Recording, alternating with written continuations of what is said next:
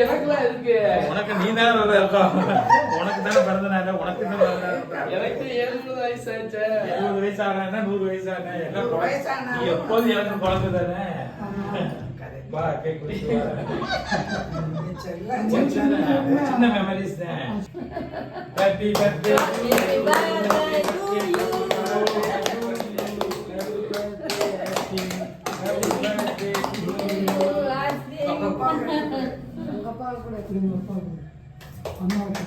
மாமா ஐயா ஏ மாமா கிட்டக்க போ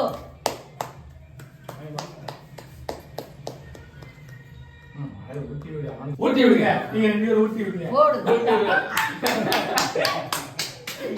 ஆகா நீங்க ஊட்டி விடுங்க. மனைவி ஊட்டி விடுங்க. ஓட்டிட்டு தான் ஊட்டி விடுங்க. வாயில ஊட்டி விடுங்க.